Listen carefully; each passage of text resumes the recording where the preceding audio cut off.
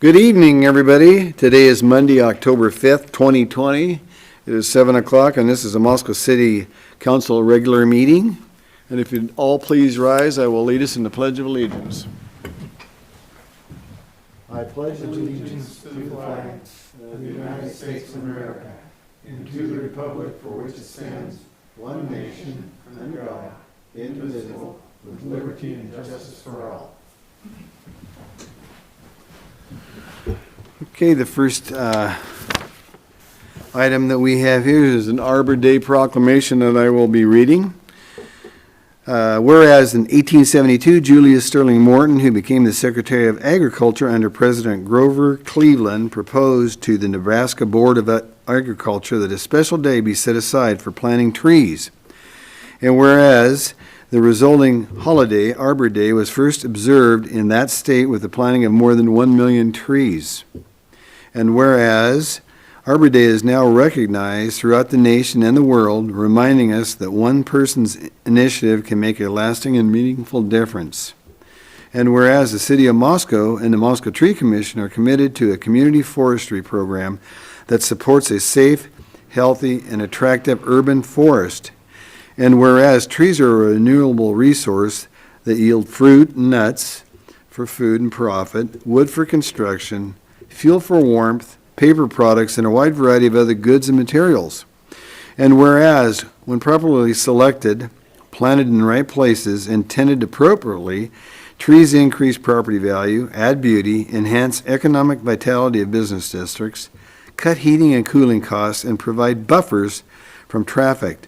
And whereas trees intercept stormwater, reduce runoff and erosion, clean air and water, produce oxygen, slow climate change by absorbing carbon dioxide, provide habitat for wildlife, and moderate air temperature. And whereas a healthy urban forest can bring a sense of vibrancy or respite, adventure or calm, escape or contentment, and connection to wild nature amidst asphalt and concrete. And whereas Arbor Day reminds us of the timeless observation by its founder, J. Sterling Morton, that each generation takes the earth as trustees. And whereas to celebrate Arbor Day in Moscow, the City of Moscow, the Moscow Tree Commission, and members of the Harvest Park Core Development Team will plant an apple tree at Harvest Park on October 9th, 2020. Due to COVID-19, the Arbor Day celebration will not be open to the public. However, we ask members of the public to consider planting a tree this fall or in the spring. Now, therefore, I, Bill Lambert, Mayor for the City of Moscow, do hereby proclaim October 9th, 2020 as Arbor Day in the City of Moscow, and I recognize and encourage all citizens to support the planting of trees and promote the well-being of this and future generations. Usually, ladies and gentlemen, we do this in April, and because of COVID, it's a 6-month behind the scene type of a thing, but we're inching forward, making some progress. Today with us is David Schott, and David is our arborist. So David, if you come up and just kind of take a minute and explain what you're doing, please. Well, thank you, Mayor Lambert, members of council. It's my pleasure to come and promote Arbor Day this year. As you noted, it's still been delayed this year, but we still wanted to celebrate Arbor Day. Trees are one of the things that really make Moscow special. So we wanted to do something this year. I would ask the public, I'd invite them and encourage them to consider planting a tree this fall to help us celebrate Arbor Day, or possibly in the spring. So trees are great. Celebrating Arbor Day is one of the cornerstones of our Tree City USA designation, which we've had for 27 years here in Moscow, which is pretty awesome. So specifically, we're looking at planting an apple tree guild at Harvest Park to celebrate Arbor Day. An apple guild is a series of plants to help support each other. It's kind of with the concept of Harvest Park and the edible food forest. So with that, the highlight of the apple guild will be a Dolgo crabapple tree and an Alkane apple tree. So with that, thank you very much for giving me a couple words tonight. I appreciate it, Mayor Lambert. Thank you, David. Okay, with that, we will move on to the consent agenda. I move approval of the consent agenda as presented. Second. Okay, we have a motion by Art and a second by Maureen to approve the consent agenda as is. I'll start to roll with you, Ann. Aye. Brandy. Aye. Art. Aye. Gina. Aye. Sandra. Aye. And Maureen. Aye. Okay. With that, we will move on. Item number 2, staff recognition report. Gary Reedon, do you have something for us this evening, sir? Thank you, sir. I just wanted to commend city staff for the jobs that they've done throughout this whole COVID-19 situation. The last couple of weeks have been a little bit tense, and some staff members were under quite a bit of stress. There have been some very kind people who have brought good wishes, cards, and treats to the city, and thanks city staff for their service, and we really appreciate that. And again, I just want to congratulate the balance of our staff for doing the job that they do every day. Okay. Thank you, Gary. Mayor's appointments, I have none for us this evening. So that will take us right into our public comment and mayor's response period that we keep open for at least 15 minutes. And all I ask for is that folks do not comment on things that are on the agenda this evening or something in front of Planning and Zoning or the Board of Adjustments. But please come on up and we'll give you 3 minutes. You can tell us what's on your mind and state your concerns if you wish.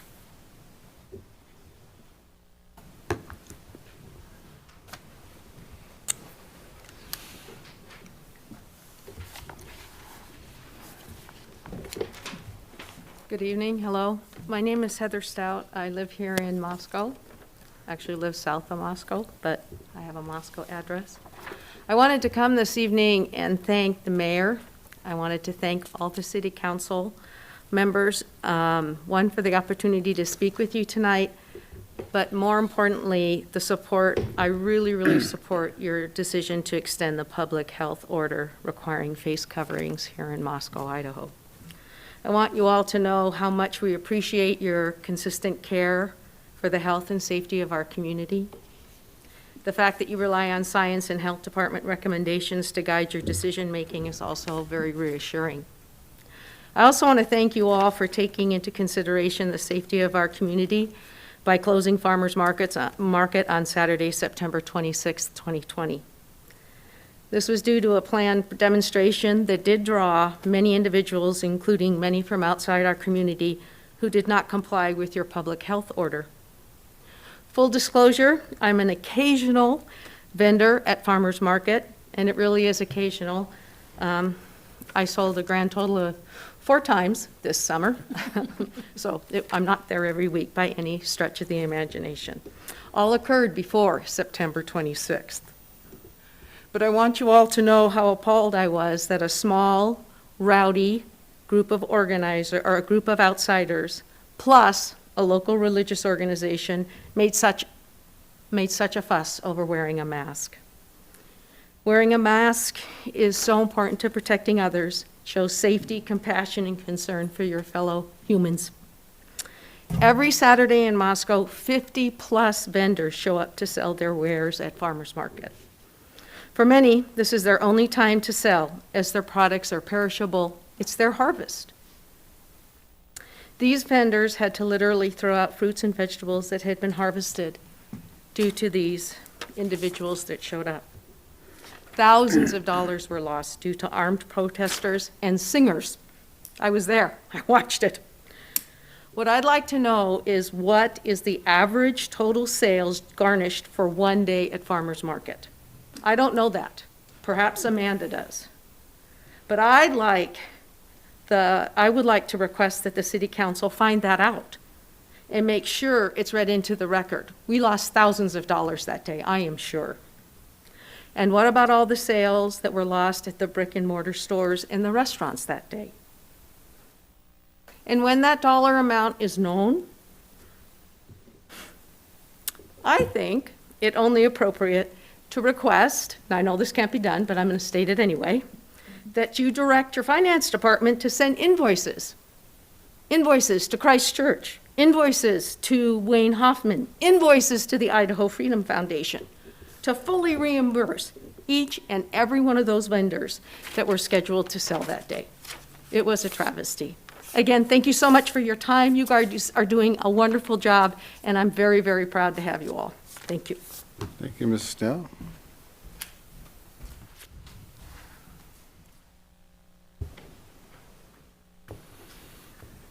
Others would like to come up and speak?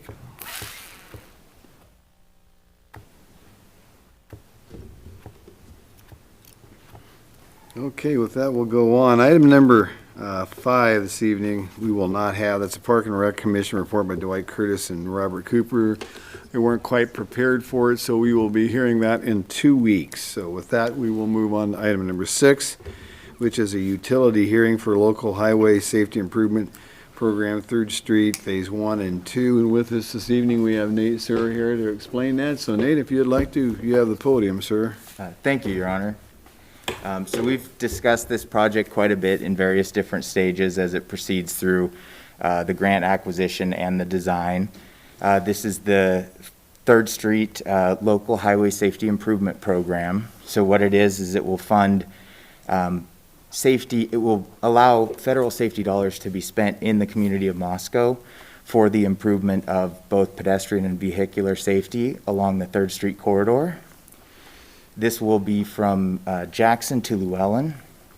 And as part of this process, sometimes we have to require the utility companies to adjust their utilities to accommodate the construction. And we've done this in the past in a few different means, by waiver letters and various other means of, acknowledging that that the utility companies have had an opportunity to weigh in and that they agree with the adjustments that are going to be necessary.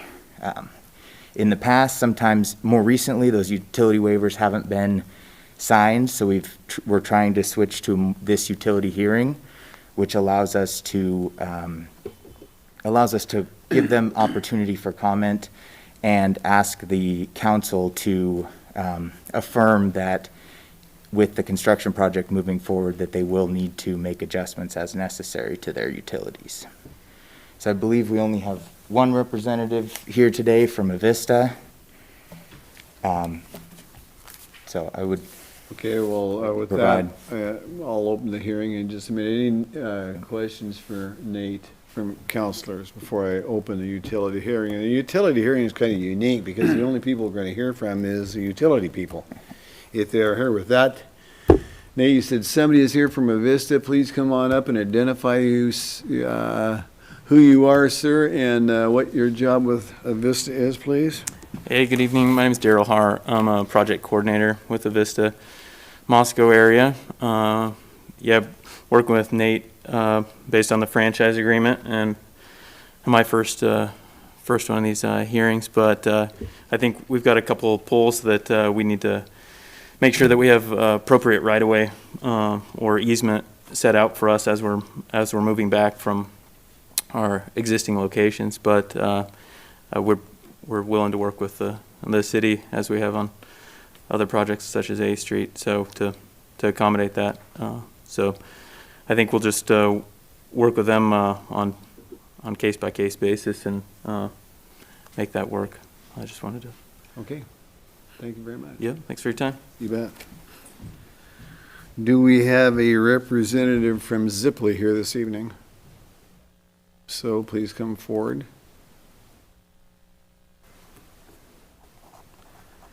Do we have a representative from Spectrum?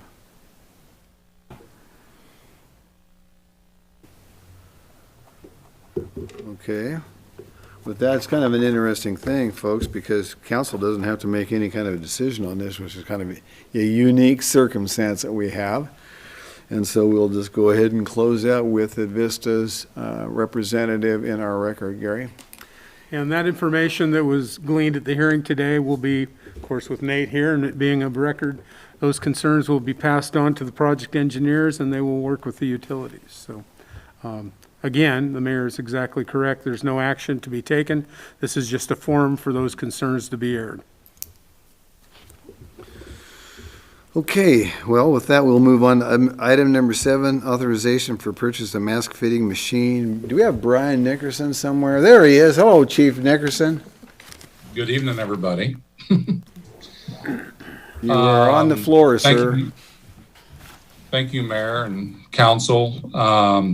Basically, what we're looking for is we have an opportunity to purchase a mask fit testing machine, which is dual purpose machine, which not only helps us with our testing annually for our SCBAs that we purchased several years ago, but also with obviously the current situation with masks and so forth. It'll also fit N95 masks, which we are requiring on a majority of all of our incidents and EMS calls in particular daily now. So just to increase the safety for our personnel. This tool, the mask fit testing machine, typically we have had to borrow from a vendor. We don't rent it. We don't lease it. It's borrowed out of the good nature of a vendor who we've bought our SCBAs from. However, the challenge comes from having to schedule it. Obviously, with our makeup of our organization, some people coming and going, and just for an example, we're getting ready to bring 10 new people on just within the next 14 days. And we just released the mask fit testing machine back just about 30 days ago. So it creates some challenges and scheduling on their part and our part. So this machine will help us mask fit test all the fire, all the EMS personnel. But also in addition to that, we would be able to mask fit test the police, public works, all those that are required to wear some type of mask that needs to be fitted. In addition to that, it would also help our neighbors. It'll help the outlying rural volunteer organizations who typically does not perform mask fit testing, but as long as they have the adapter, which I'm working with them on once we get this, to be able to go out into our outlying agency neighbors and perform that for them or with them. So really, it's a good tool. It's a good opportunity for us. It's a $20,000, purchase. I think Gary had mentioned in our committee meeting the other day is we've been looking at this for probably the last 3 or 4 years. Originally, we were only looking at it from the SCBA perspective, which is $9,000 to $10,000. But obviously, with the COVID stuff and the need to mask fit test everybody on an annual basis for both masks, this is a good opportunity to utilize some of those funds to be able to help the organization, help the city, and help our entire area. So I would be glad to stand for any questions that you might have. Gina. There was a question from our committee meeting the other day about whether or not this is reimbursable with CARES Act funding. Did we have any answers yet, or are we still? No, there is a process by which you can get pre-authorization prior to purchase. So we will be pursuing that. Okay. But as it sits right now, it appears to fall clearly within the guidelines, Yeah. but we wanted to make sure that we had at least a better idea. So Okay. that's what the idea is, to go ahead, get the pre-authorization, then purchase. If for some reason it gets turned down, we likely will be back in front of council, requesting the council to make a decision, because as the chief indicated, we don't have a machine. We should have more availability, and of course with the N95 masks and the current COVID situation, we need to have something, so makes sense. Okay, thank you. Other questions? Brandy. So along those same lines, we did discuss this, and I would just like to see the wording when we get to the motion, that the understanding was that we would purchase it if we get that pre-approval. If we do not get the pre-approval, the way this is worded is we purchase it and then request reimbursement, but I think the understanding I had was we were going to request the pre-approval first and then only purchase it if we receive that approval. Without further council direction. Yes, Okay. that's fine. I mean, we understood what you wanted us to do. Yep. Okay, Art? Nothing for me. I And- think and- Brandy should make a motion, though. Yeah, okay, I will make the motion to approve the purchase. Well, I don't like the way it's worded, so I want to make a motion to pursue approval for funding through the CARES Act, pre-approval, and then, once that's received, proceed with purchasing the mask fitting equipment. Okay, Second. that sounds good. Okay. Jeannie, you were the second on that? Yes, sir. So the way I understand the motion is to have it pre-approved from the CARES Act prior to purchasing the Quality Guard mask fit testing machine. Is that correct? Is that, Yes. okay, everybody understand the motion? And receiving approval, go ahead without further direction and buy it. Right. Right. Okay, so everybody's good on that? Okay, Art, I'll start with you. Aye. Brandy, Aye. Gina, Aye. Sandra, Aye. Maureen, Aye. and Ann. Aye. Okay. There Thank you, go. everybody. Can I? Randy? Appreciate it. Just this, I'm wondering, Gary, this It's might be an appropriate time, if I could request that you just give a brief explanation of how this CARES Act is working and how it relates to our current emergency order and what funds we have Certainly. received and so forth. Thank you. Yeah, There's been some question. just a very brief history, the CARES Act, the federal CARES Act distributed about $1.25 billion to the state of Idaho for COVID-19 relief. Of that, the city's allocation for the population-based distribution was $887,100. It's totally population-based, and it's to be used for reimbursement of the city's expenses in dealing with COVID. As part of that, reimbursement for the personnel costs of emergency services personnel, including police, firefighters, is also considered to be one of those costs. So it was distributed to every city in the state of Idaho according to population, from our smallest cities all the way up to the city of Boise. Whether or not there is an emergency order in place individually in those cities is irrelevant. It is all flows through the emergency orders of the governor and the CARES Act language that was in the federal legislation. There are processes by which you can get pre-authorizations, as we just talked about. So we will be running this through, obviously, for that. The idea is that you don't end up spending money on something that you couldn't have afforded without the reimbursement.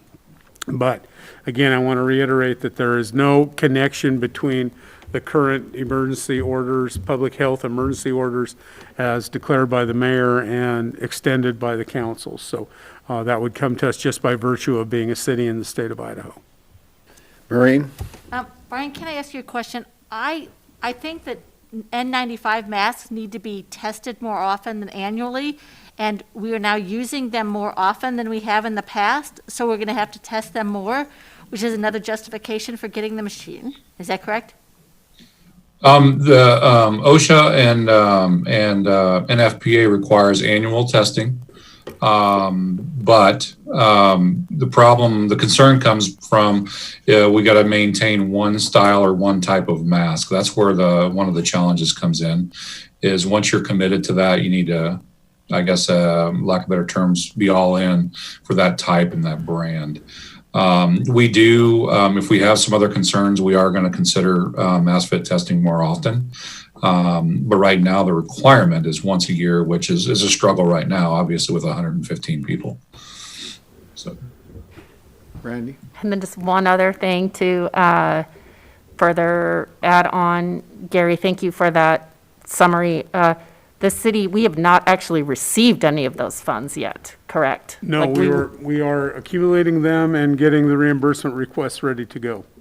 And we're on the reimbursements are from March 1st through December 30th of 2020. The reimbursement request must be submitted no later than December 11th. So we've still got a lot of time, but we need to start moving these forward to pre-authorization. I was wondering if I could paraphrase the motion so that we make sure we get it right. Your motion was to seek pre-approval of the reimbursement of the Quality Guard mask fit machine from CARES Act allocation funds, and when authorized, the purchase may be made without further council action. Yes. Okay, thank you. Yep. Gina? Chief, I wonder if you could tell us, and it took me a little bit of asking after the committee meeting the other day, but can you tell us how this machine essentially works? It's not a mask tester per se, it's a fit tester, correct? Or does it do Yeah. both? It's basically you don a mask, an SCBA mask, for example, or it does have an adapter for the N95 mask, which you actually place on your face. And actually it runs through a series of tests, actually through a computer. So actually it's a little more accurate, as Brandy mentioned the other day, about the older style, if you will, having a hood, have to read passages and sentences, and then see if you taste something bitter or sweet. I mean, that's the style that's out there today, and that's what we've been using, but it does take a little bit longer.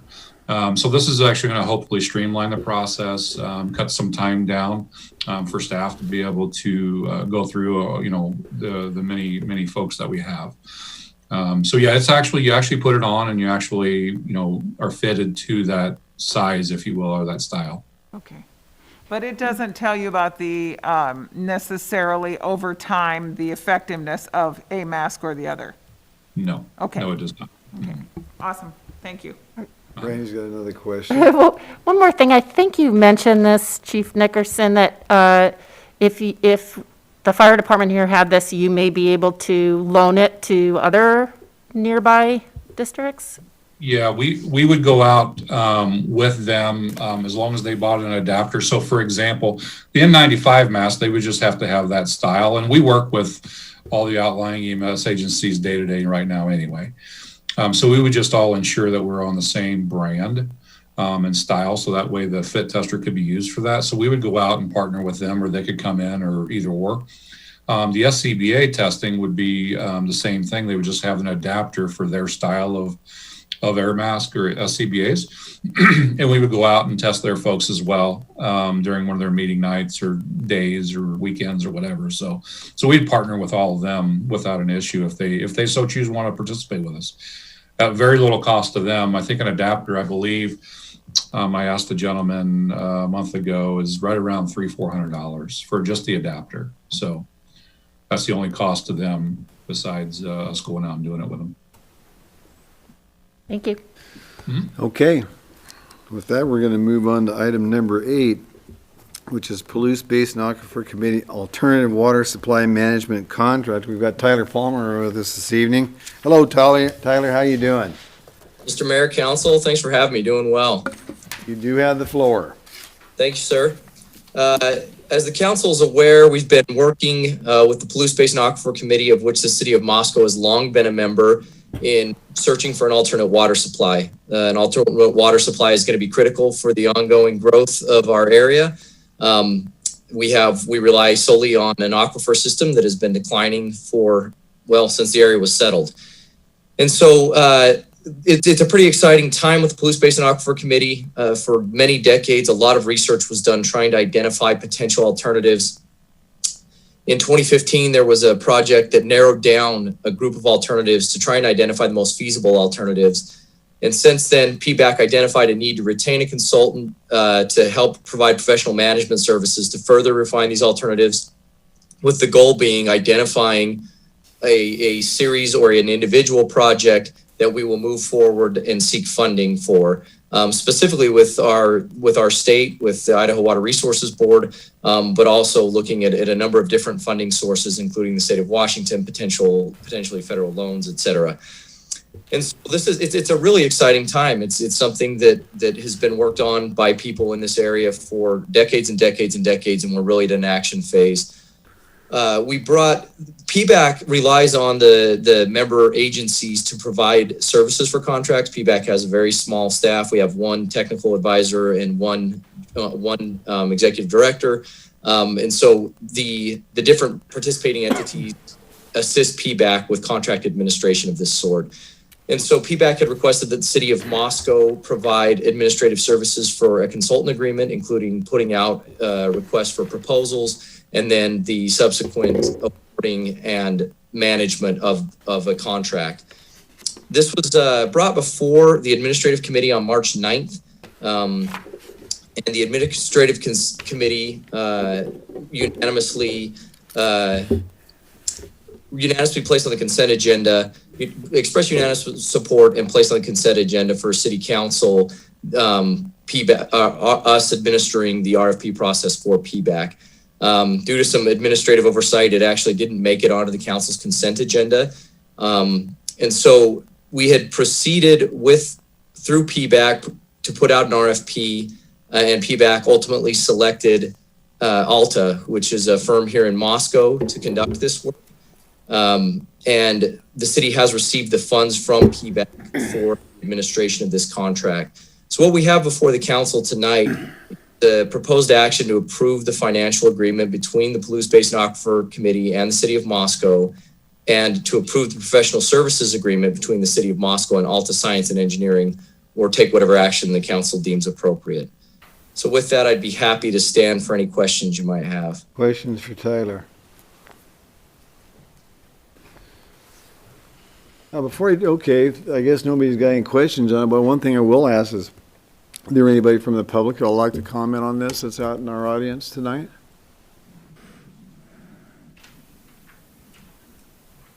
Okay, well, I'll turn it over to the council. There's two actions that need to be done. I would say nothing has changed since the administrative committee heard it back on March 9th, and it was just somewhat of a clerical issue in the midst of some mayhem in March. And so I would move approval of the financial agreement between the Palouse Basin Aquifer Committee and the City of Moscow. Seconded. Second? Okay.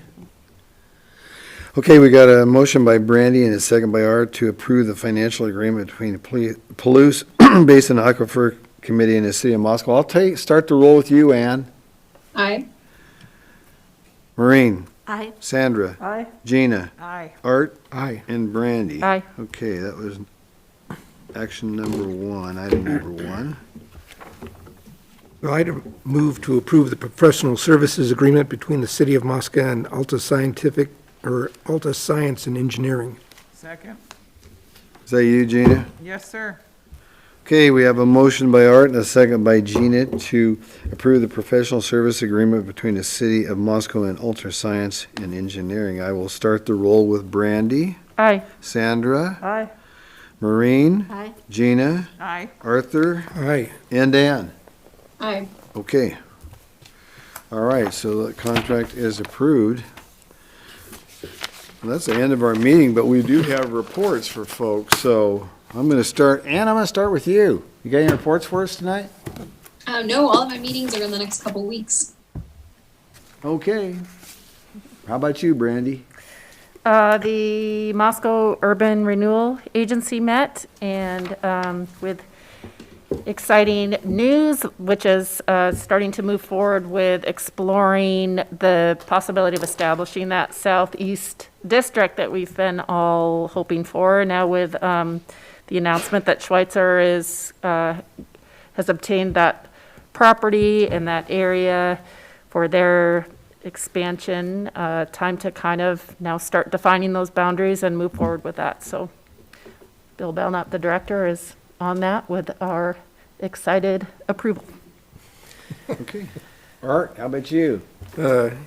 Brandy got the URA. The Historic Preservation Commission met for the first time since February, and with 3 new members, spent the duration of that meeting getting everybody caught up to projects both past and present.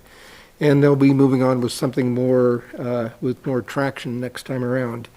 Also, the Smart Transit Board met. I couldn't get there, but Gina will cover that one for me. Oh, okay. So that's what I had for you here. Okay, well, let's lead right into Gina then. Oh, awesome. Okay, indeed, the URA had a wonderful way to start my last Thursday. Thrilled that we are getting started on that Southeast Moscow Industrial Park. The Parks and Rec Commission, I missed the meeting because I didn't know what day it was all day, the day of their meeting. But it looks like they were considering proposed fitness stencils in the park.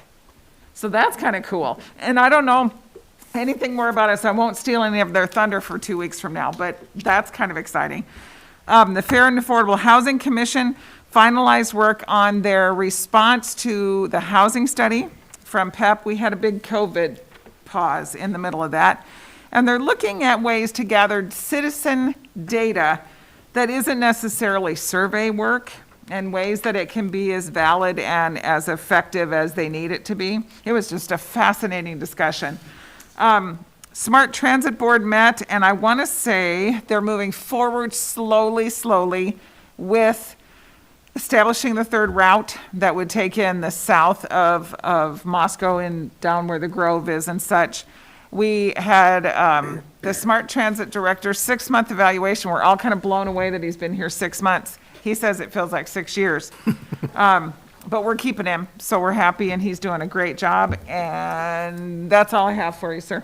Okay, Sandra. Wow, that was a lot. I don't know how to follow all that. Goodness. I will start off by saying I'm excited that we had a planning and zoning meeting that talked about lighting and talked about lighting at public art. And a decision hasn't made yet. We're going to actually go on a field trip, which that's always kind of fun, and really look at how to keep the night sky lighting important, but at the same time highlighting some of the beautiful artwork that we do have in town. So I think that's a nice move to make. And then, while we haven't had an official meeting at the 1912 Center, I can say I have checked out some of the updates, and it is really progressing. And I will say the little inlets on the south wall, takes me a second how to do my compass, sorry, on the south wall, I believe all of those are in, and if not all, most of them are in. The storage area is in, and I don't think anyone will actually notice it, which is great, because that's always the hard part about storage. You don't want it to take away from the beauty of your room. I don't think anyone will notice it, except that I'll probably point it out if I ever give you a tour up there, because I do some of those. And the floors look great, and the lighting is in, and things are really progressing, and it's going to be beautiful. So it's been a long wait, and I'm excited for people to be able to start going up there. And Pathways was canceled for this month, and other things are coming up this week. So that's all I have tonight. Okay, Sandra. Maureen. I've had no new meetings since the last meeting, but I did want to highlight there was an email that went out, and we can check it out on the Human Rights website, that there's a Black Lives Matter speaker series that's going on, and there's the first one tomorrow at 3 p.m., a badge of honor, not shame. And if you want information, the webinar can in fact get you that information in terms of how to access it. And the second one is on October 13th at 4 p.m., and it is We Want Black Students, Not Just You, How White Admission Counselors Screen Black Prospective Students. So those are the two speakers we have currently listed for the Black Lives Matter speaker series. Okay. I have a couple of things. September 30th, we had an airport board meeting, and it's kind of an interesting thing. We're plugging away and just chewing through things, but the flights for August were down 52% from the previous year, and that's not unusual. Actually, it's inching up as we're going along. We hit the bottom. I mean, when the bottom completely fell through in April, I mean, this thing started in March, but in April, it just chopped everything off. And so they're inching away, and they're plugging away, and they've got 2 flights a day. We used to have 5 flights a day, and as time goes on, as it works, and they'll be added to it as necessary. But those planes and enplanements that they're having are between 70 and 80% on those 2 flights. And when they first started back in, some days they didn't even have a flight because we had no one coming in or leaving. So we're making headway there. October 1st, we had an airport design project meeting, which was very interesting. Tony Bean had went to 4 different airports and showed us different slides from Missoula, Montana, that airport, Butte, Montana, Great Falls, and Helena. And so we got a chance to see what those different terminals that have been built within the last decade or so, and how they could fit into something similar to us. But it's kind of unique, and we're moving forward. One of the things that we're talking about on the terminal, as well as the entire airport process, is that this is something for us to look for not just present day, ladies and gentlemen, but 10 years, 20 years, 30 years, 40 years down the road, this airport is going to be a huge hub of transportation for us as we go forward in the future for business as well as these two universities. And so it's something that has been in the works and been working on for 8 years now. And so it's starting to come to fruition. And some of that money that's coming for this airport terminal design as well as building it is from the CARES Act, which is really a pretty blessing for all of us. So we're moving forward with that. There will be another airport terminal design meeting towards the end of this month after another airport board meeting, and then there'll be more information coming, but they're looking at actually finding and hiring a construction project manager, but that probably won't take place before the end of the year, sometime in '21. But as time comes, I'll give you more to report on that. The other thing I did want to mention is that, I want to thank the people of this city, this wonderful city that we all live in and are so blessed, because I've always said ever since day one of this thing started, everybody needs to stay calm, practice the best possible practices we can. And what we're trying to do, folks, is keep our wonderful businesses open as best we can, keep everybody as safe as we can. And we're doing that, and we take no pleasure in doing that, but it's something that we're all working on, working with our university so that university can stay open so that we can keep the economy of this town going. So everybody just please be patient, and yes, we're going to have our times in front of us, and we're going to work through those times, ladies and gentlemen, because that's what we're here for. With that, Gary, do you have any reports? The only report I wanted to give your honor is council tasked staff with beginning the process to try and find some objective criteria by which the council could gauge the health of the community, if you will, the rate of infection of the COVID-19 virus. To that end, I traveled to Lewiston, met with Carol Murley to talk about some of those possibilities. You've probably all seen this document on the website of the health district, which essentially goes from green to red, and they have different rates of infection that can put you in the low risk to moderate to red category. And Carol indicated that they're constantly reviewing the information to see if that document or that methodology can be adjusted to more reflect what's going on. As you know, there are 3 different criteria by which they gauge the risk level, and those criteria are new daily cases per 10,000 population, number of confirmed COVID-19 hospital admissions and these are all 7-day averages, and the test results that are obtained. So you've got to take all of those. If you look at the rates that we've had the last week, some of them have been quite high, above 60, and they've been down typically around 20 or something like that. So it's not a time when we're seeing a greater surge than we've seen in the past. That isn't keeping the health district from looking at those different things to determine, although we have a high rate of new cases, hospitalizations still are not, it's not overrunning the health system. So that's a consideration that they're looking at as well.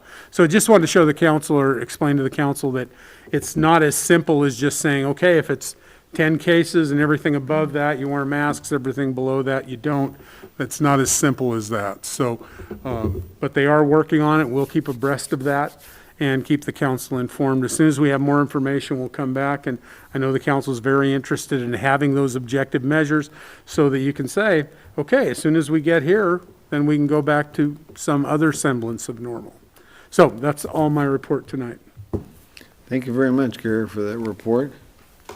Well, with that, ladies and gentlemen, I would entertain a motion to adjourn. Be entertained. Second? Second. All in favor, say aye. Aye. Aye. Okay, we're adjourned at 7:44. Thank you, everybody.